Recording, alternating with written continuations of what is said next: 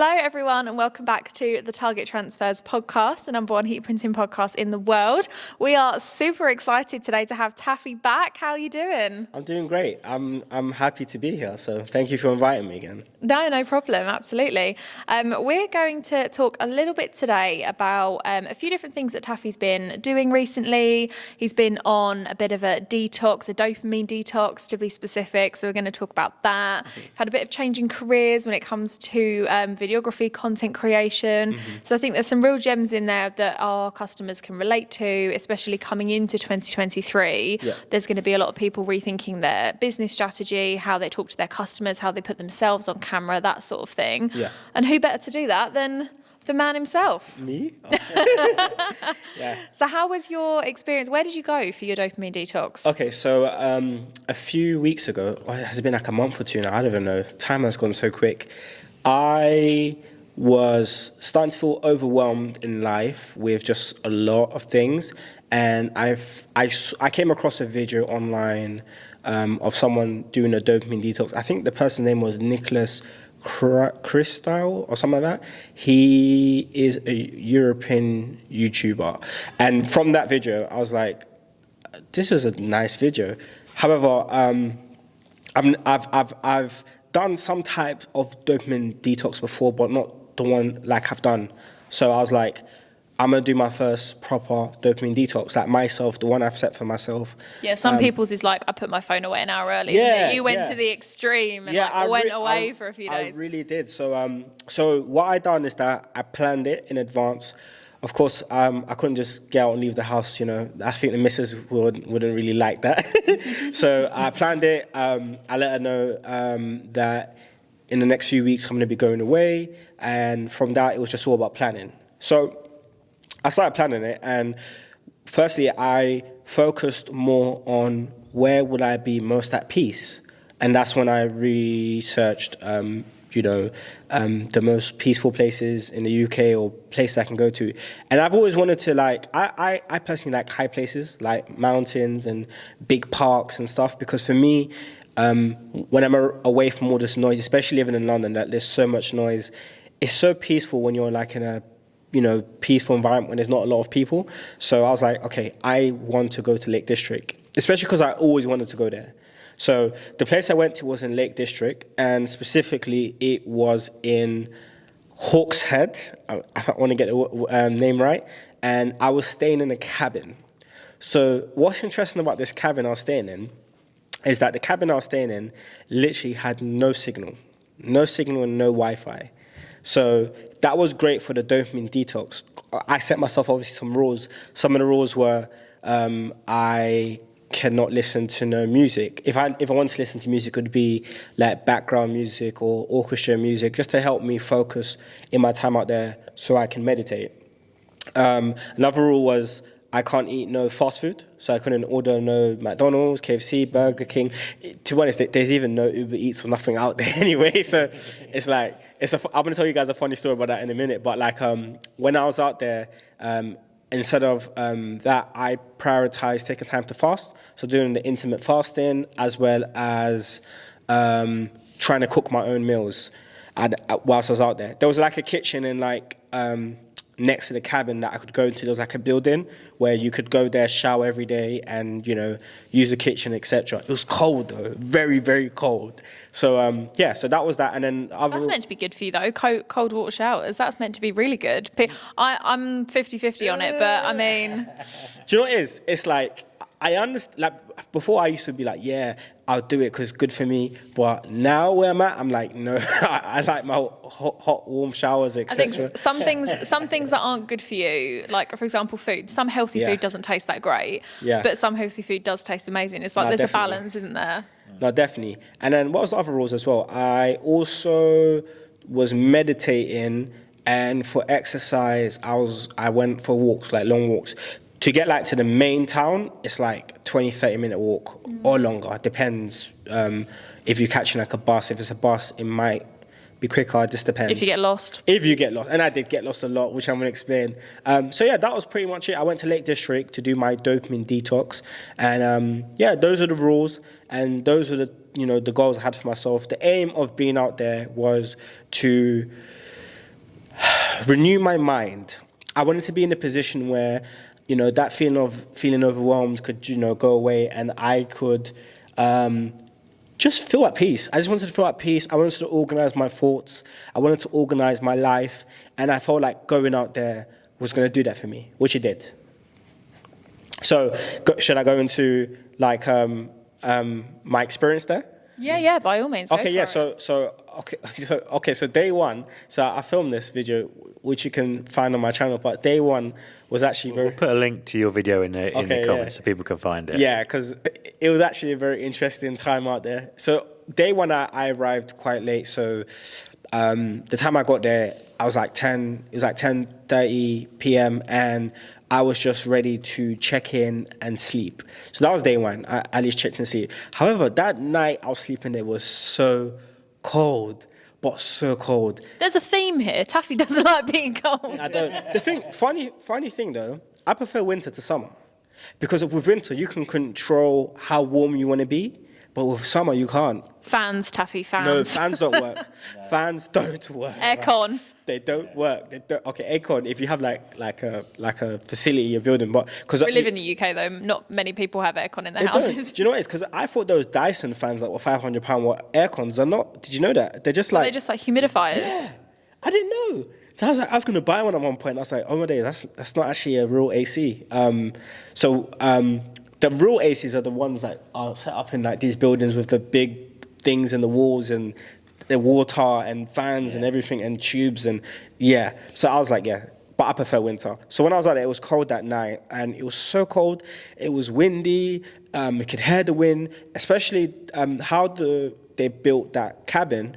I don't know about the rooftop. It basically was built a certain way. So when it rains, you could literally hear the rain coming like hard, and it sounds very scary. I'll be honest. I'll be honest with you guys. I was very scared the first day I was there, because it's like the only thing I had was a lock to a door, which was just like one key, and the door was very thin. And we were in the woods. Like, okay, I know there's no bears in the UK from what I know, so I was a bit scared that something was going to come and attack me at night, to be very honest. But yeah, that was day one. When I woke up for day two, I was feeling excited. I was like, okay, it's the morning time. I at least can see there's light. So let me, start my day. So I started my day with... So hold on, just going back, you didn't set an alarm clock. You literally just woke up with the sunrise and went from there. Which was beautiful, because obviously every day I wake up to alarm clocks, I wake up to noise. Or if you live in London and you know how it is... Traffic.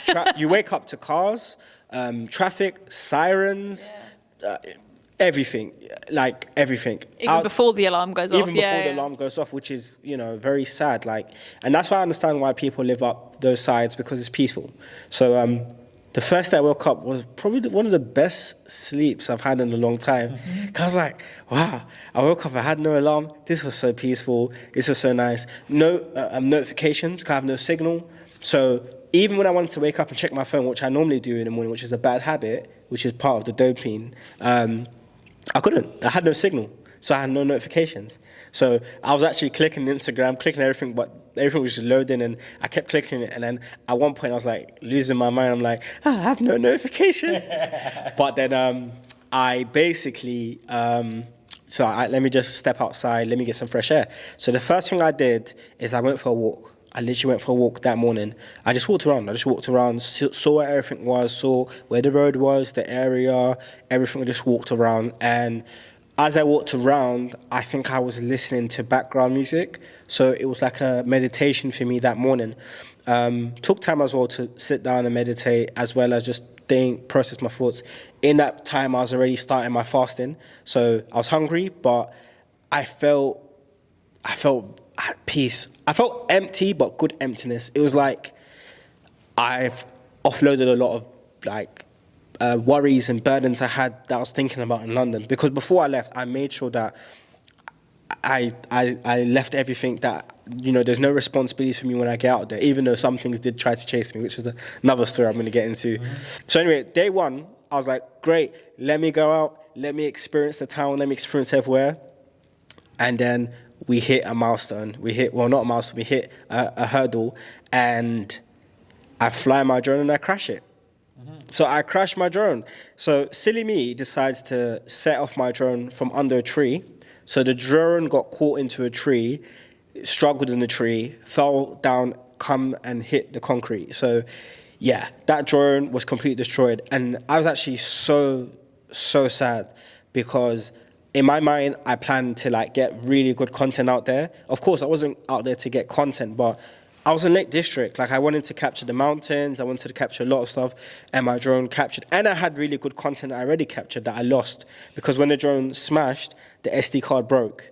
Even more of an excuse to go back, I think. Literally, Give it 6 months, another detox. I'll be honest. That day, take 3 drones. That day, I was ready to go home. I was like, I need to get this drone sent off. I saw that in your video. Yeah. I said, I need to get this drone sent back off to Netherlands so they can, I had insurance, which is great, so they can replace it, etc. I don't want to do this no more. I don't have my drone. Then when I got back to the cabin, the funny thing, when I went to the town as well, nothing was open.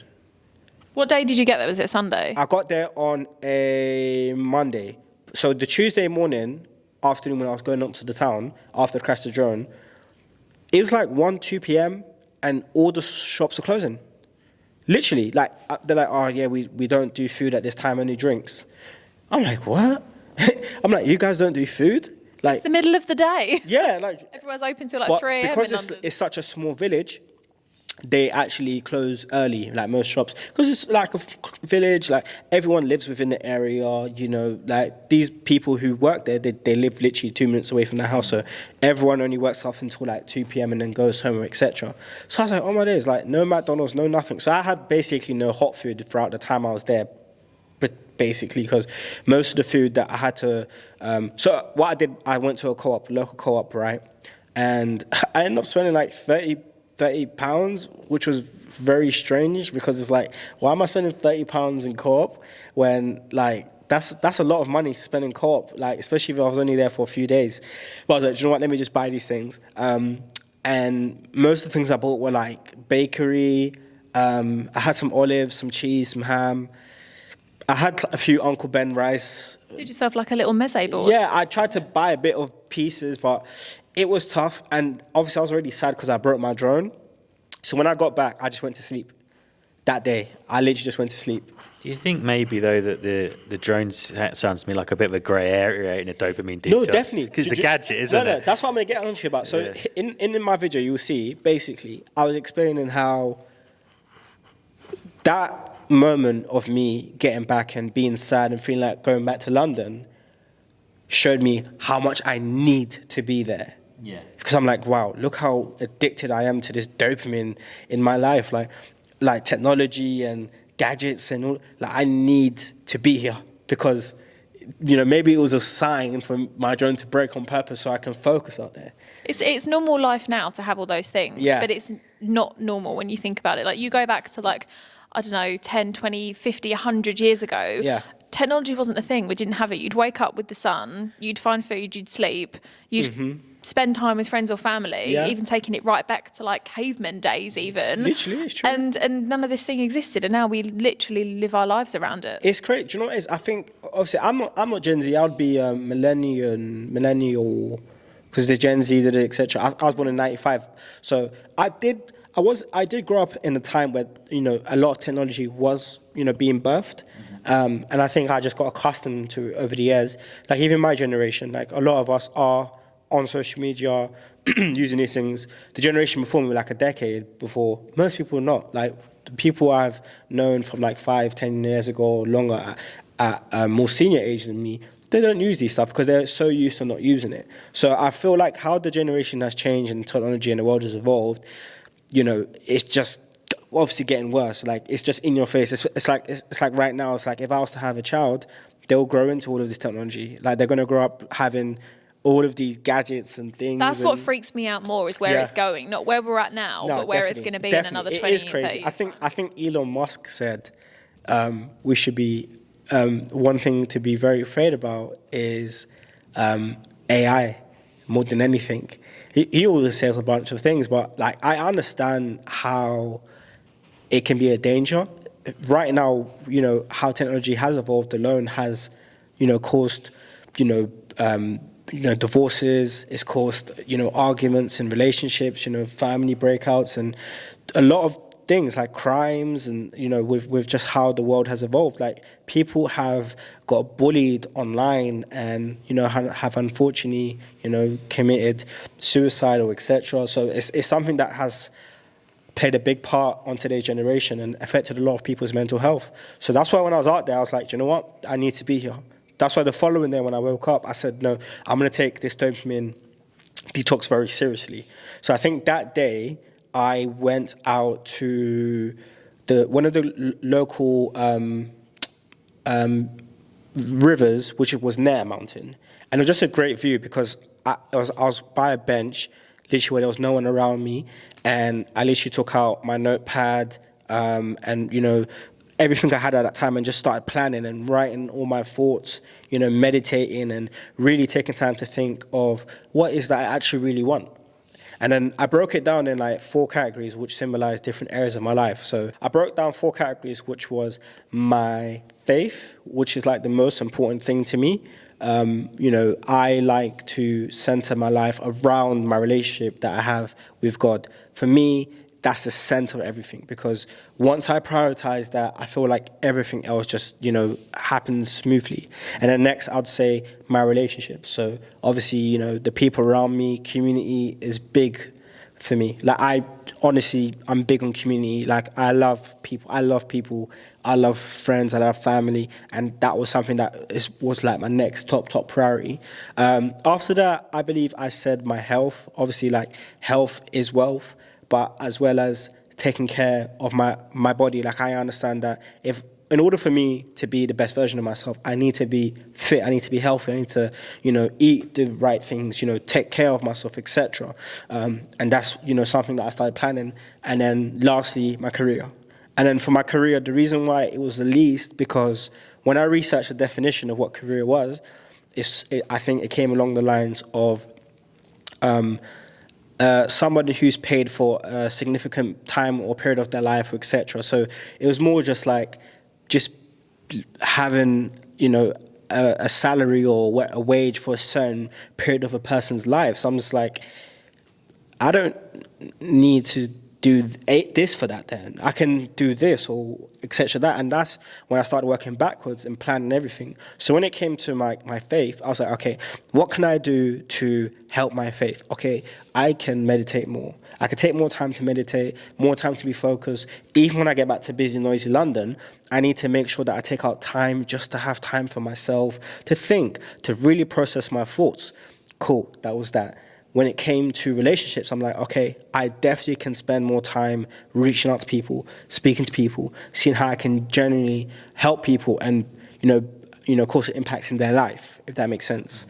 So I was like, I definitely want to, prioritize how I look after people and treat people from now on. And then after, when it came to my health, that was a lot. That was, like left, right, center. I was getting punched, by myself, correcting myself, like, okay, Taffy, you gotta, stop eating certain things. You gotta start, doing certain things to take care of yourself. Otherwise you'll die. Especially because, like, I've been asthmatic since I was a child.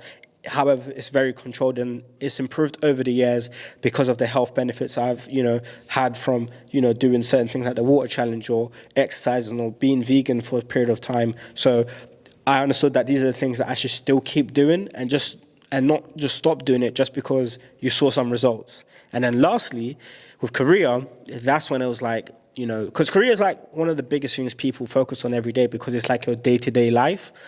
And for me, I felt like my career was starting to become very passive, where I was just doing things. Because it's easy to be proactive, especially as a guy. Like, you can, pick up this or that and go and get something done. But I feel like I was in a position where I was just like very passive towards what I was doing, which was obviously running the print company at the time and coming in, getting T-shirts done, printing stuff. But it was becoming very passive and I wasn't really enjoying it, and I was starting to fall out of passion for it, especially because I was doing it for 8 years. I started when I was 17 and I'm 27 now. So I was like, yeah, I'm tired of this. So when I was out in Lake District, I started planning everything. I was like, so as well as everything I did to take care of my faith or relationships or my health, I said, let me start planning what it could look like potentially if I had changed my career.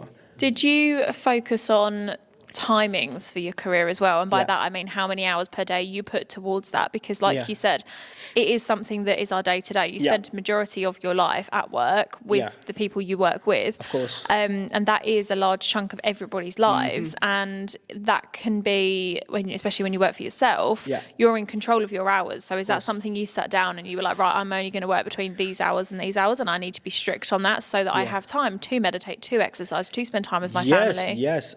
So something I used to do before that was a really good habit that I stopped, but I started again recently, was just scheduling throughout the day. So it's like, obviously you can use Google Calendar or just normal calendar, any calendar on your phone. And I scheduled all of my appointments throughout the day. So it was like from in the morning, I'm going to wake up at 6 a.m. Well, firstly, from the time you sleep, it's really important to get a good amount of sleep. So I'm going to be in bed physically by 10 p.m. or 10:30 latest, so I can be knocked out by 11 p.m. So I can be up by 6 a.m. or 7 a.m. And then from 7 a.m., I'm going to go out to the gym or go for a walk. And then from there, I'm going to come back, I'm going to have a shower, then I'm going to have breakfast at 8 a.m. Then at 9 a.m., I'm going to start work. Then at 12 p.m., I'm going to take a break, have some lunch. Then at 1 p.m., I did that on purpose because I feel like when you do that, it puts you in a position where you can become more self-disciplined.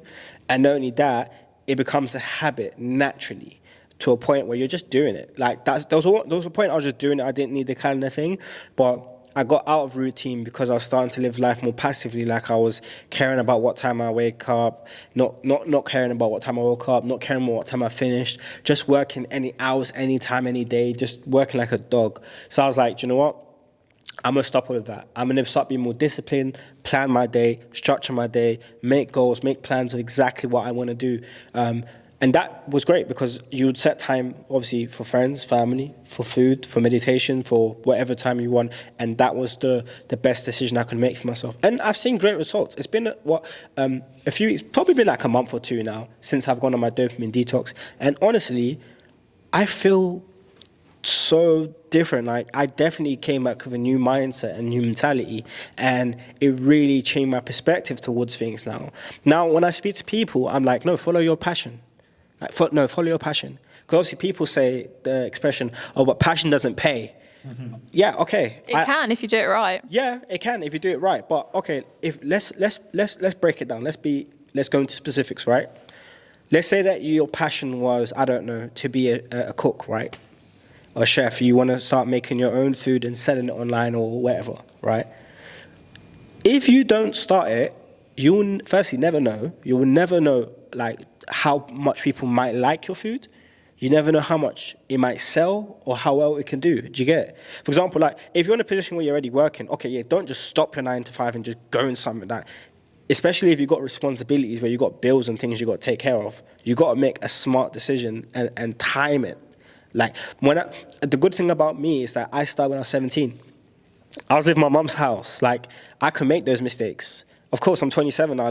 I live, by myself, well, with the missus, but I have responsibilities, I have bills, I have these things now. So how I make decisions are very calculated.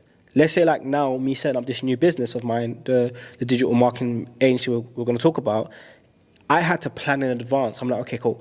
This is what I want to do, so I need to make sure that I make X amount of cash, so my minimum expenses are taken care of, and I can pursue my passion. That makes sense. But it's all about planning. Like a lot of people do go into business blindsided, and that's why they say the stats show that most businesses fail within the first 2 years. But this is why it's really important to, listen to podcasts like this, or go, and get yourself a mentor, or go and get proper education you need to go start off. Doesn't mean you have to be like a specialist before you go start something. No, but it's general knowledge, though, isn't it? It's setting knowledge, yourself up with a base. General knowledge. Planning, organising yourself, you know what I mean? Just planning it. When I first started the printing business, I was 17. I only made like £50 a month when I first started, which I was sharing before. And It was all right. I was 17 and I was living at my mum's house, so it wasn't too bad. But I think as I started getting older, it's like, okay, I want to start making a bit more money now because I want to start buying things for myself and this and etc. and going out and etc. So that's when I was like, all right, what plan can I make that can put me in a position to make this amount of money I need?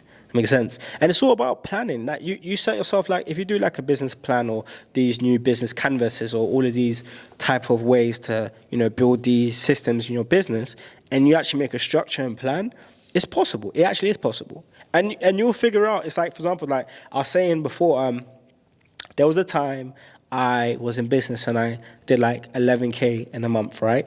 With printing, with the printing business, right? I did like 11K in sales 1 month. It was like all great business, all by myself, running that business by myself, right? And that was a very tough month because the responsibility that came behind making 11K was a lot. That makes sense. And it wasn't something that I really enjoyed. However, there's some projects that I worked on that I probably only made quarter of that, so like 3-4 grand. But I enjoyed it so much. Like that's when I tell people, like, I'd rather be happy and do something that will pay me less right now, obviously with the goal that it's going to pay me more in the future. Mm-hmm. But I'd rather take the opportunity. Most people, they're so focused on normality today. Like, oh no, it's best just to have a job because it's safe and secure and you have stability and yeah, okay, but you'll be working for the rest of your life. I think there's two sides to that, isn't there? Because it's not just... If you're self-employed, fair enough, that is a part of it as well. Yeah. But it's any job, isn't it? Like you'd rather have, I personally would rather work a job that I enjoy than I would work a job I hate and earn 10 times the money. Yeah. Because we've just established, you spend most of your time at work, Exactly. And I think when you look back at it, it's for me, it's all about, there's nothing wrong with working. You can work full-time. Like, there's some people that are great assets to a lot of great organizations out there. Great assets. Like I've been a great asset to some companies I've worked with over the years, and I've seen the impact I've made being there. But it's about, what do you want? Like what is it that you want? Is it that you want to set up your own organization? You want to set up this project of yours, this venture? Then go do it. Because the moment you're there and you're working tirelessly, you got to remember, your jobs will always be there. There's always going to be jobs there. Well, the way the economy is now, they're saying that most people, I think they even showed like a good percentage of people got fired from certain organizations, like all these new tech companies and stuff. But there's always opportunities. But even when you think about that, to be honest, and look at the stats of how many people have lost their jobs recently, most of them have been from more older industry jobs because of how technology has evolved. So like there's certain technology now that can basically, like we have like local Asda's and Tesco's, like you can literally walk in to certain stores now, scan products and just walk out. Yeah. Like I think Amazon Go saw that. So it's like there's less need for certain physical employees these days. So most businesses are becoming more digital and advancing. So this is how I saw it. I was like, I need to be in a position where I figure out how to set up a business online, more digital, especially because I've always been into the creative stuff. For years, if you've been following my journey for years, you would have seen that I've been making content for a very, very long time. Like my own videos have been on and off on YouTube, making my own content for my print business as well as for others and etc. And throughout that time, I've gained a lot of skills. Because remember when I started, I didn't know nothing. I learned how to use Adobe Creative Cloud, Photoshop, Illustrator, Premiere Pro, InDesign. All of these softwares, self-taught by myself. Like I didn't go to college or university to learn these things. These are things that I've learned over the years just watching YouTube, which is free, by the way. Mm-hmm. You know what I mean? Or if you want to take on a course like on like Udemy or Skillshare or whatever it is, like you can also do that. But like you can literally, I think what I've learned in the last few years especially is being in the position where you can create value for yourself and making yourself an asset. Because it's like, with all the skills I've gained in the last 8 years, I know there's no way for me to be unemployed because I have so many skills that I can work in so many different industries. However, I look at it as I could work in all these industries, or I can use all these skills and set up my own organization. What I find fascinating is that with all of your education that you've got and all of the years experience you've got, even though your passions are changing, you're still keeping to your roots of overcomers. Yes, which yes. I think is brilliant because Yes. like we were just talking about passions and how passions don't pay and all of that kind of thing, but to a certain extent they do. And even though your career path is changing, you're keeping your printing heart with you, Of course. and your passion project of overcomers. Yeah. So you're using your past experience, even though that's not your core business anymore, you're still utilizing that to change people's lives in a way and to build your own personal brand. So how do you plan on keeping overcomers? You're relaunching it, right? Yeah, so with Overcomers, I took a pause on it only because just before my dopamine detox, there was a lot of things I was trying to, wrap up in a time of, setting up the new organization and etc. So I put on pause, and I felt like I needed to because there was a lot of customers and there was an audience that I wasn't reaching that I was trying to reach. And I think that I did that to myself because of how I commercialized the brand. The brand was never commercialized at first. The brand was literally something that was my lifestyle. I did the water challenge, people joined it, and from there I was wearing my own merch. People was like, oh wow, this is a great thing, overcome a lifestyle. I want to be part of it. So that's why I'm going back to those roots of it. Because it's like stuff like the dopamine detox is the practices and the things I'm trying to show people. Like it's important to go on a deep dopamine detox. It's important to understand that you're human, firstly, and you do go through tough times, you can go through mental health issues, etc. And stuff like the dopamine detox is good to do. Like it's not promoted much online. You won't hear like your favorite celebrity saying, "Oh yeah, I did a dopamine detox." I was on social media. No, you just see them posting every time. They my favourite one is when people post like, "I'm logging off for the night." I'm like, why do you feel the need to tell everyone you're logging off? Just turn the phone off. Do you know what I mean? Just like that's what I really annoys me. That's what I said. And for me, I think I've always wanted to be in a position where do it first and then show the results after.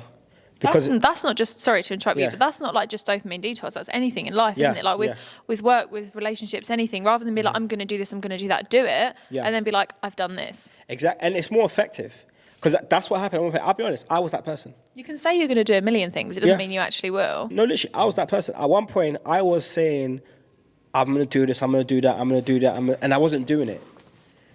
So that was another thing where I was like, I need to do this dopamine detox because I didn't want to be in a position where I can't even keep to my own word. Do you know what I'm saying? So I was like, I'm going to do this and I'm not going to tell no one. My wife knew, and then I went off and did it. When I got back, I was like, oh, wow, Taffy was in the mountains. Like, whoa, what's this about? He hiked. He went on a hike. Like, you know what I mean? He did it. Like, what? I was like, yeah, I did that. And, and it's so great because since then, there's so many things I've been working on these last few weeks that nobody knows about. Like, I know a lot of people will like watch and try, see what's going on. And, but I like where I am now, where I have this type of privacy, but still I'm allowing myself to be vulnerable towards people and show them, I'm normal just like you. We can go through these same things, and there's ways to come out of it. There's ways to benefit from setting up a new business, etc. So with Overcomer, the launch is going to be soon. I can't say a date yet because there's still a lot of things I'm organising. But it's going to be really nice. Like how I'm going to be setting up is going to be like a community/organisation where we're going to have the merchandise still there, but we're going to be doing more challenges and more, experiments. Who knows? We might be going on a hike together soon. You know what I mean? So, because when I went on Dopamine Detox, people saw that video and everyone's like, "Oh, Taffy, like, when you going again? Like, I want to go. I want to do a hike as well, etc." So I'm like, do you know what? I want to do it. Organise like a little retreat, yeah. No, definitely. That's the plan. It's obviously, it can be very dangerous. That's why I need to make sure it's organised properly because I don't want anyone... Hire a guide, maybe. Don't lead them up yourself. Yeah. I definitely want to work with like an organisation that it can be organised properly. We can have like some concert forms or something, and everyone's safe in case anything happens. Everyone has like some type of liability or insurance, or because it is dangerous if especially you don't have the proper gear. So that's going to be for Overcome. That's really exciting, but it's something that will probably be into 2023. This year I'm just trying to wrap up, organise, plan. All these things, especially with this new business now. So with the whole digital marketing agency and how that came about, like I was saying, I was always into like, making content over the years, and, with the print thing, it's like I've gained so much education, and I was already starting to make content on that. So educational videos on how to start a t-shirt business. The video we did actually on the best heat presses to buy, I think that's almost on 800 views, which is really good on a channel that literally only has like 40 subscribers. Organic as well. Yeah, it's all organic. Like I didn't run no ads, nothing. Like that's that. And I think there was another one where I put how to start a t-shirt business.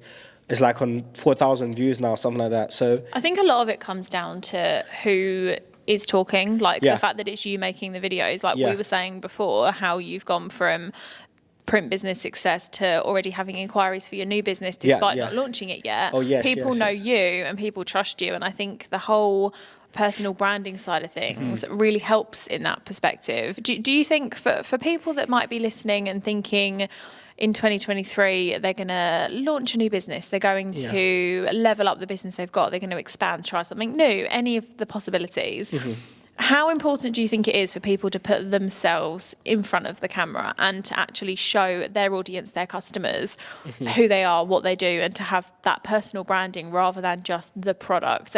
Obviously, I know it's business dependent, it depends on the goal, the product, but would you say that's an important element of like business success? yes, definitely. I'll say, as I was saying to you guys, like over the last 8 years, I've been running the business by myself for most of the time. And, even though I was using like a name, Print Press Pro, that was the name, that was the page, that was the Facebook, that was the website, etc. Most clients who came to me through referrals, which was 80, 90% of the time. And most of these people who came through referrals is because people told them about me. Like, oh, Taffy's a great guy. Taffy's so nice. He's great with his customer service, etc. So everyone knew me behind the camera. Like everyone knew me from behind the scenes, the computer, the laptop, etc. Well, not behind the camera, more behind the scenes, like, emailing them, sorting out their orders, etc. However, when it came to me come behind the camera, I never knew how much people were, ready to receive me. So when I made that first video on the whole how to start a t-shirt business and all that stuff. Was that your first ever piece to camera video? Yeah, literally that I put out like as an educational video, and when that did like 4,000 views, I was like, oh wow, people really like it, especially on TikTok. Like the videos did really, really well. I was making some Overcomer content around that time. They're getting thousands of views. The drone shots on Overcomer was good though. I mean, that was Those videos, I was like, oh wow, people are really liking my stuff. So for me, more than ever now, I'm like, okay, so now I'm gonna prioritize my personal brand. And when I was 17, 18, I did have a stage where I was going through personal branding, but I was very young at that time and very naive towards the media. And you changed so much as well I in that period. changed so much since then. So now, where I'm at now, I'm much more older. I have a lot of education, behind me and things I've learned over the last 8 years. So it's like, now I'm just talking about, things I know. It's very easy for me. I feel like for any of you out there now that want to start like a, digital business or any business at all where you feel like you need to build your personal brand, yes, it's very, very effective, because most people who buy into businesses because they buy into you, firstly. So you want to make sure that you keep, yourself, having good credibility with your clients, your customers, and just keep building that personal brand. Like, it could be stuff from showing like your human side, from you just being normal, like myself going on dopamine detoxes, to you working hard and showing your business side of things and your business acumen and your entrepreneurship skills and all of those things. Like, it's just showing people you as a person and showing them, what you're worth. Like I've clearly proven myself again and again over the years on the skills I have in graphic design or in videography or in business, in printing, etc. So like you said earlier, it's like, because I've been doing so many things over the years and, I've built like, momentum and credibility with a lot of people, it's like, oh, wow, Taffy's starting this now. No problem, we're going to support him because I've built that, relationship with people and that personal brand without even knowing. Now I'm more focused on it. I'm going to be more in front of the camera, like now, and basically, doing more interviews, more talks, more going out and seeing and people and public speaking, etc. Not only that this is beneficial for you, let's say financially, but it's actually great for you internally. Like, it builds your confidence, you know, it makes you more of a enthusiastic person, more, you know, outgoing, etc. And it's really good overall, because you really do see results from it. And it makes you generally, I personally love it, like, because this is just me being me. Like, many YouTubers who make videos over the years and say, oh, you know, I went away for a while because I just felt like I wasn't myself. I realized there was a period of time during the YouTube scene where a lot of people were making content, but they were trying to be like someone else and not be like themselves. So I would also say, just be yourself as much as you can, because if you're yourself, it's easy just to be yourself throughout your day-to-day activities. That leads me on, actually, to that's a really good point. That leads me into asking, I was going to ask you what advice you'd give to people who are thinking about putting themselves in front of the camera, because it is something that I think heading into 2023 for businesses, people are going to have to do more of, regardless of what industry we're in. But I think especially in our industry, the print industry, the media industry, there's a demand for it. And if you've never done it before and it's not what you're naturally comfortable with, it can be quite overwhelming. Like, a lot of printers are behind the camera, they're behind the heat press, they're not promoting the brand on social media. Their customers do that for them, or you know, the marketing team do that for them. Or if you're a one-man band, it must be quite overwhelming. So when you first started in front of the camera, what advice would you give people who are thinking, oh, I really should start doing that, but I don't think I can, or I don't think I've got it in me? No, definitely, you can do it. Like, anybody can do it. I feel like if your thing is like confidence or not knowing what to say, that's why it's really important to script. So, like, now that I've set up this digital marketing agency, well, more digital media agency, and specializing in like videography, marketing, etc., I would say, firstly, as soon as you buy like the gear and stuff, and even with the gear, don't worry about getting like the most expensive things. Like, you can just get something. iPhone's even good enough. Like, I was going to say, you can start filming social content on like most phone cameras. Yeah, so most phones are like great quality. Like, so you have to worry about that. But I think the main thing is about scripting. If you literally plan what you're gonna say, it makes it easier to record. Because literally, when I was recording the video I even put out today, I literally scripted it, and even if you take pauses, because like the camera is not gonna, like, you're not gonna upload the raw footage. You're not gonna upload the mistakes. You're gonna chop up the video. You can always remember that that's what editing's for. So just make as much mistake. Like, nobody's watching you live recording. Does that make sense? So it's like, you can just record all your content, chop it up, edit it, you know, make it as nice as you want to make it, add, you know, captions or lights or filters, etc. Whatever you want to do. If it is that you don't want to physically do that, you can always hire like a company like myself to come and assist you, or any videographers out there. Like, you can work with like companies on Fiverr, like, that can help you get some content done. They can come down and support you, design animations, logos for you, etc. So you're going to say something? Yeah, I was just going to echo your point about the scripting. I would say that something that we always do when we do live videos is, even if we just script like the first 5 minutes, by doing that, it gets you, because you know everything about your product. Otherwise, you wouldn't be doing it. That wouldn't be your business. So if you script the first 5 minutes, it kind of takes that sort of unknown out of it, because you get yourself going, and then after that point you can normally just keep going, and you only like bullet points or something, a loose structure, because you like your brain's going, and you've kind of gone from thinking about being in front of the camera to just thinking about your products at that point as well. No, it's true. So like scripting, like, a lot of people think it's like not that important, and it's very underrated, but it's so important. Like, especially like for my videos that are like 15, 20, 30 minutes, like, you don't want to be saying a bunch of waffle. Like, you really want to be making sure that you plan what you're saying. I would say as well as I like to script in the way I talk. So that's another thing. Like, don't put like paragraph. If you're going to don't do paragraphs and paragraphs, because no one talks in paragraphs. No one talks in paragraphs. People, you talk. Well, maybe I do. Maybe yours is like writing a book every time you do a video. But if you write in like short sentences and things in a way you would actually talk, or spell words out in a way you say them rather than the way they look, it's easier to follow them that way. No, definitely. No, it is. I think how I script now is that I do it, because I'm into the storytelling as well.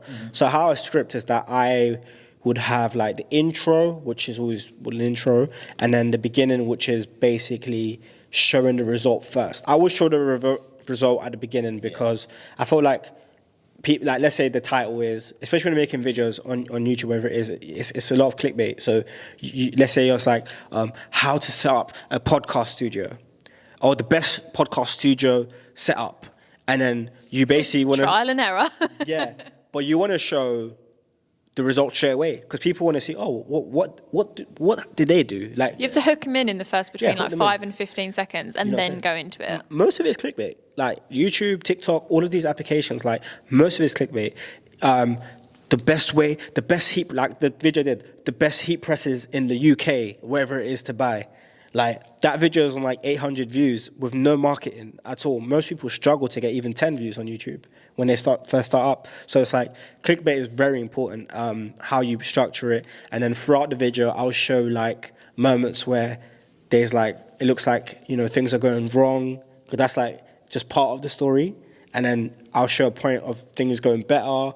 And then, you know, then the moral of the whole thing of what I was trying to explain.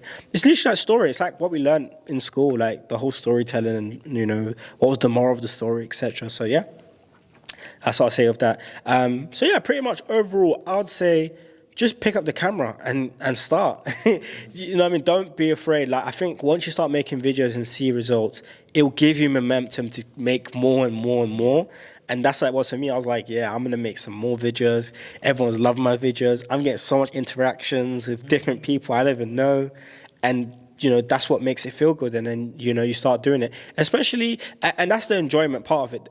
Like, don't focus on getting paid. Like, when it comes to personal branding straight away, because people need to get to know you. I remember there was a time I emailed like so many schools, and I'm like, yeah, I'm an entrepreneur, I'd like to come speak at a school. I wasn't getting no bookings. No one was booking me because it's like, who are you? You know what I'm saying? All due respect, like they don't know who you are. So it's like you'd want to build your personal brand, and how you do that is by building leverage. Do a few talks at schools for free. You know, reach out to companies like Target Transfer and be like, can I come on your podcast and talk about my business? And through that, you're going to build leverage, and then, you know, people see your work, and, you know, you'll get more confident on camera. You'll build your personal brand. People will know, you'll make a name for yourself. And yeah. I think it's worth noting as well that the first video that people make doesn't have to go live. It doesn't. If you pick up, like you said, just pick up the camera. If you make 1, 2, 10 videos, you don't have to post any of them, but you'll get better every video you make. So, Do you know what's so even funny about that? Till today, I make mistakes. Like, oh, everyone does. No, but I make crazy mistakes where I've recorded like a half an hour video and I have to record it again and again and again. That literally happened to me in the last few days. The lighting was off, the camera wasn't focused, again and again and again. And this is why, like, it's okay. Just record, put the camera, record, do what you got to do. And then the whole editing process is what is going to save the video and make it better. Honestly, there's so many videos I've made. If I can sit down with you guys and show you, oh, yep, that's a mistake. Till now, there's always going to be mistakes in your video, but it's like, obviously your goal is you're going to try and perfect it all the time, but you shouldn't be worried about making mistakes, especially when you first start. Like, it's going to happen, it's inevitable. But the main aim is for you to build more skills, more confidence, and all of that stuff. Yeah, So, I think it's about being honest as well. Like you said, just be yourself, even if you are a little bit shy on camera. Yeah. Talk to your customers and just Yes, be like, guys, oh, I'm first video, a little bit, you know. It's do just it. about being you, isn't it? Yeah, it's authentic. Like, be your authentic self, you know. And honestly, you doing it that way, you'll grow organically. Some people have confidence, but there's this saying, it's like fake it till you make it. Like, I know a lot of people who've tried to live a certain lifestyle to make it look like they're doing really well, but that's what sells. Because people will see them like, oh my days, this person's got all of these things, they must be doing well. Follow, like, engaged. Now, if you got the confidence and you want to be that person, you could. But me personally, I like to be my authentic self. I like to show people the struggles. That's why I wiped my Instagram within the last year, where I had like 1,500 followers. I've removed about 1,200. I have like 300 and something followers left, because I had a lot of accounts that were inactive, a lot of accounts that I don't work with, or I don't know, or I don't speak to, etc. And it was just a lot of low engagement. So I was like, let me reset it. Yeah, I think the world is changing in terms of what people look for as well. Like, I know personally, when I look at things on Instagram, on TikTok, on Facebook, things like that, you can see through the fake glamorous lifestyle now. Definitely. And it's gone one of two ways. Half the people take it to the extreme and call out the really OTT fake promoting generally well. Gurus, And then the other part is just people being genuine, which is why we always tell our customers, when you're talking to people, just be honest, be transparent, be genuine. Be honest. Because if you try and do, we're selling loads of these t-shirts, and then you get a big order and you can't handle it, then you're going to look silly. No, literally. But if you go the other way and go, please buy my product, you have to ask people to buy it. But at the end of the day, you just have to be completely honest about what you're doing. Even with that, why personal branding is so important, because I feel like I lost a lot of opportunities because of how I set up the company. I made it look like we are this big organization that has thousands of employees and etc. without the personal approach. When it's the personal approach, it's like they feel sorry for you, but not sorry for you. It's more like, I want to support this small business because I know they're an individual. Like, they ain't got like 7 employees and all of these things, etc. And I tend to notice that, like when I was starting to tell people like, it's just me, this is my business. Oh really? Yeah, man, you can work with me. I think people expect you to be more available as well, because obviously when it's like a whole organization, it's like, you guys are probably busy. I don't think you're gonna have to wait 3 weeks. Probably have to wait. Have to probably email like 10 people to, I'll just go to this small business. You'll be surprised how many people support small businesses and individuals, because it's like, wow, this is a new business. It's like, let's say there was like a new hairdresser or barbershop next to your house, and you didn't mind, like, because some people have a thing of, I'm not using my hairdresser or my barber. But let's say you're a person that didn't mind, and that was a new shop. You would automatically start going there because, like, oh my days, I'm going to save so much time just going to the hairdressers or barbershop right next to me. And, I'm going to build a relationship with this person. I'll be able to cut my hair all the time and it's close, or corner shop or local business. It just what makes life easier for you. Most people just want convenience. If you can make people's life more convenient, they will invest in you. That's the thing. So, yeah.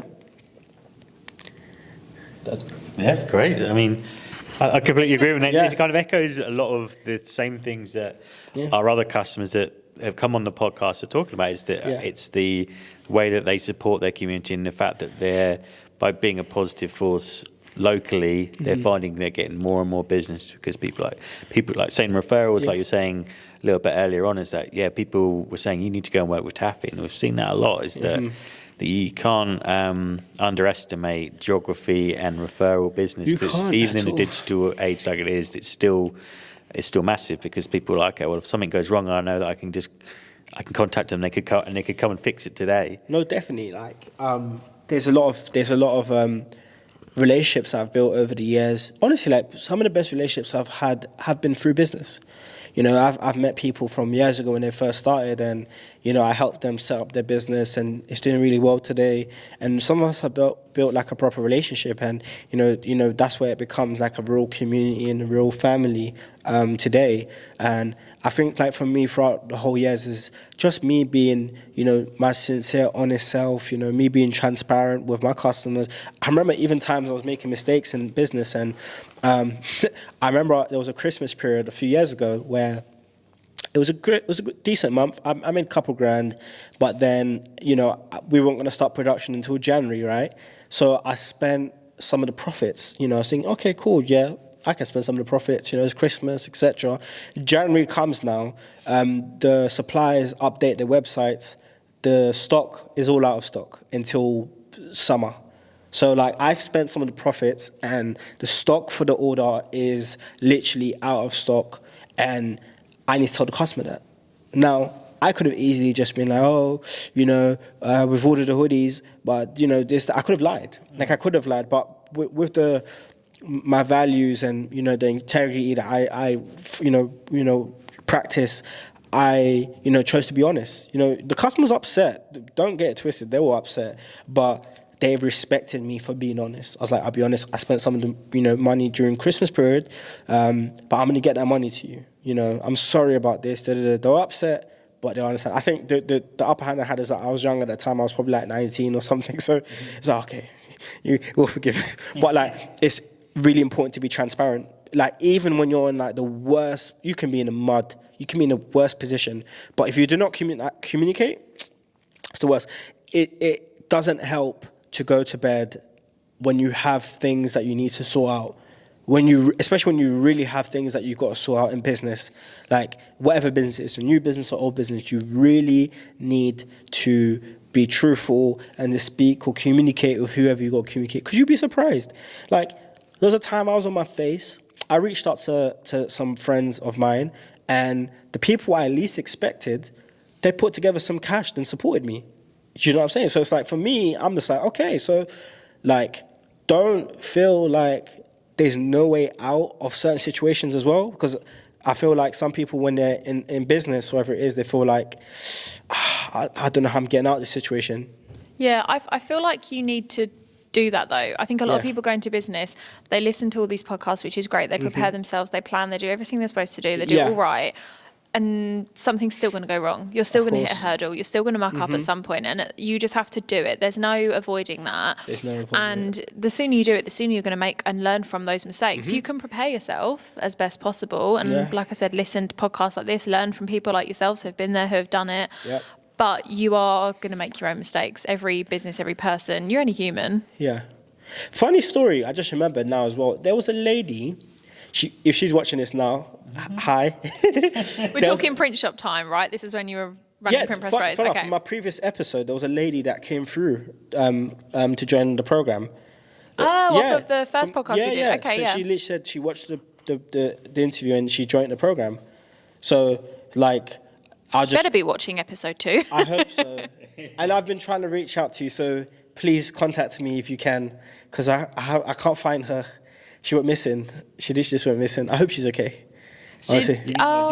You mean like you couldn't contact her, or you mean literally missing? I've contacted her multiple. Police report. Both. I do miss her. And when I say missing, like I've contacted her. I haven't heard anything from her for months now.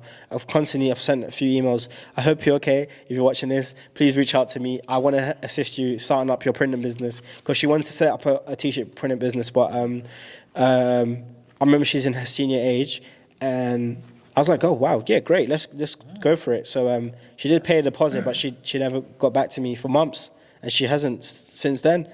And I've tried to reach out to her, and I really hope she's okay.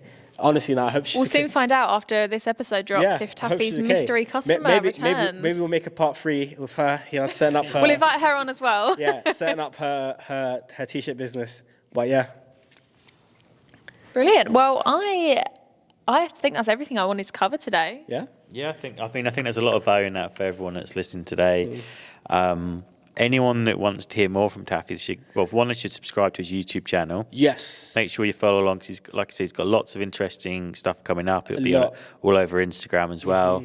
If you'd like to hear about the very beginnings of his journey, go back and listen to episode... I'm not sure what episode it was, but we'll put a link in the bio section so you can find the first episode that he came and did and talked about his ups and downs of starting a print shop. There's lots of interesting stories there. But it was really, really grateful for you coming back and telling us more about how you've been getting on over the last sort of 4 or 5 months. No, definitely. I appreciate it, and thank you for having me. We're definitely going to have you back on, I think, with everything you're doing now with like your videography side all of that. I'm looking forward to seeing where you take that, because we all know that when Taffy puts his mind to something, it's pretty damn cool. I'm happy you guys say that. It honestly makes me feel good about myself. I think when I hear comments like that, because I don't get much praise for the work I do, but when people come and tell me, no, like, this is what you're doing is really good, it really gives me some type of, momentum to just keep going. Yeah, it's motivation, isn't it? It's like re-inspiration. And if anybody hasn't seen Taffy's YouTube channel, like Andy said, check it out. I think you'll agree with us that, your content is headed completely in the right direction. And we'll hope to have you back for another episode in the future. Until then, make sure you like and subscribe to the Target Transfers podcast on whichever platform you are watching on. And we'll be back next Thursday with another episode.